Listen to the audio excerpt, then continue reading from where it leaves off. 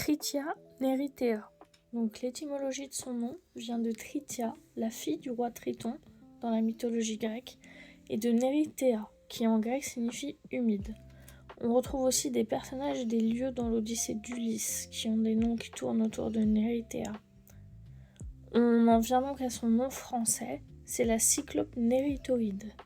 Le suffixe oïde suggère la forme de quelque chose, et néritoïde en forme de nérite. Il y a énormément de coquillages qu'on rassemble dans cette famille, c'est les néritidés. Ils ont cette particularité physique, dont on parlera plus tard, de terminer comme ça sur la dernière spire. Là, je vous donne un autre exemple d'un autre membre de cette famille. Je vous montre ici un deuxième exemple.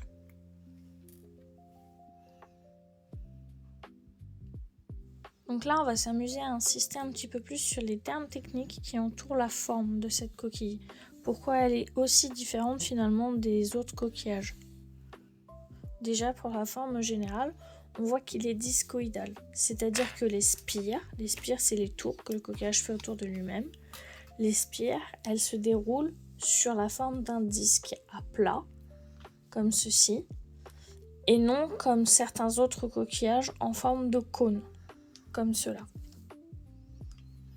Ensuite, une des particularités communes des nérites, c'est son bord pariétal, qui est très particulier. Donc le bord pariétal, c'est cette zone-là. Et dans le cas de Tritia neritea, c'est la face inférieure qui, elle, est en contact avec le sable pendant la vie de l'animal. Et du coup, il a tendance à la renforcer.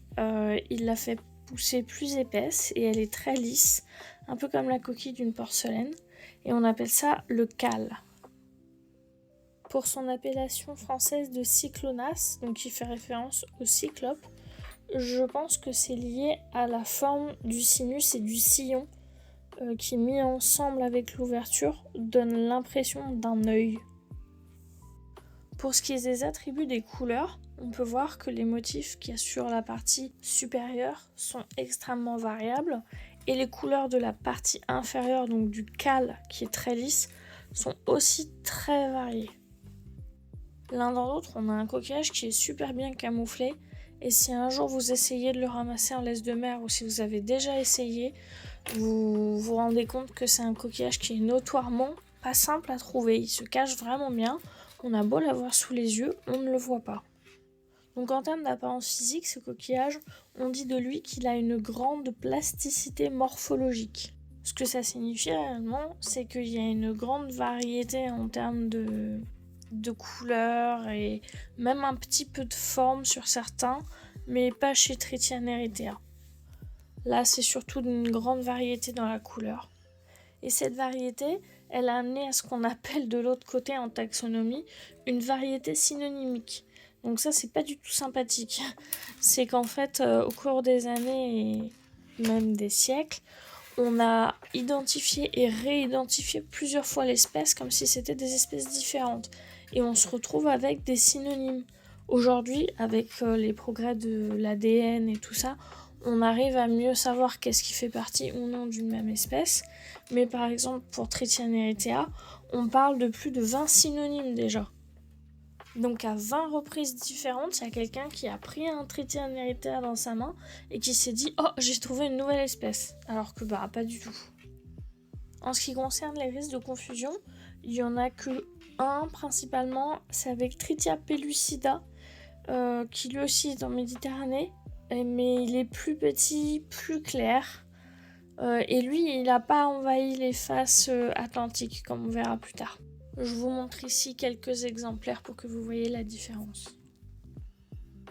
Par rapport à son mode de vie, c'est un coquillage qui vit en îlot ou en colonie de 300 à 1600 individus, et c'est surtout dans les zones conchilicoles, là où il y a des exploitations d'huîtres ou de moules qu'on le retrouve. Contrairement à beaucoup de gastéropodes, il n'est pas hermaphrodite ou hermaphrodite séquentiel ou alternatif ou je ne sais quoi. Il y a des mâles et il y a des femelles. Et une chose que j'ai vue plusieurs fois dans les textes, vu qu'on est sur internet, on va quand même s'amuser à le préciser. Le l'organe reproducteur du mâle fait jusqu'à 50% de la taille de sa coquille. Donc monsieur est bien plutôt... Bon, vous avez compris quoi. Mais comme son nom le laisse suggérer, c'est quand même un coquillage dont l'habitat de base c'est la Méditerranée, la mer Noire. Par rapport à son statut, donc il y a eu une introduction involontaire sur les côtes atlantiques et jusque dans la Manche. On le trouve dans les zones ostréicoles. A priori, c'est arrivé pendant les années 70 à peu près. Et vu que c'est un coquillage qui est très adaptable, il vit aussi bien en eau très peu salée, saumâtre des estuaires, jusqu'à des zones vraiment, très salées. Donc on a un coquillage qui est super adaptable et qui aime bien se retrouver dans les zones ostréicoles où on continue de le déplacer au fur et à mesure des imports et exports de moules et d'huîtres. Donc voilà, on le retrouve un peu partout aujourd'hui. Moi j'ai surtout trouvé les miens dans la zone du Morbihan. Il paraît qu'on peut en trouver en Côte d'Armor, mais ça, je ne sais pas, je n'en ai pas encore trouvé.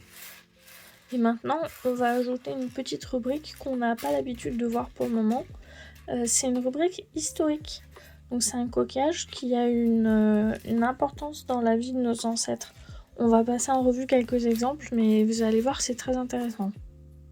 Donc contrairement à une idée très répandue, la cyclonace, elle n'était pas utilisée comme monnaie. Donc on l'utilisait bien pour faire des bijoux et tout ça, mais c'est difficile de savoir au niveau de la catégorie socio-professionnelle des personnes qui portaient ces 10 bijoux, si ça jouait aussi vraiment un rôle à ce niveau-là. En tout cas, elle avait un rôle ornemental et un rôle dans les cérémonies funéraires, a priori. Donc le plus intéressant, c'est les exemples. Donc pour les exemples, je vais en citer que deux. L'exemple de la Grande de Santa Marina di Agnano, c'est situé sur le talon de la botte de l'Italie. Donc sur un article qu'il y a sur le site de Open Edition Journal, je vais vous mettre le lien en description, on peut carrément examiner les images des coquillages qui ont été retrouvés. Et là, on reconnaît vraiment Tritium eritea, hein. C'est les figures de 1 à 17. Donc là-bas, on y a retrouvé les restes d'un bracelet. Et on peut voir que les perforations dans les coquillages, elles ont toujours été faites systématiquement au même endroit.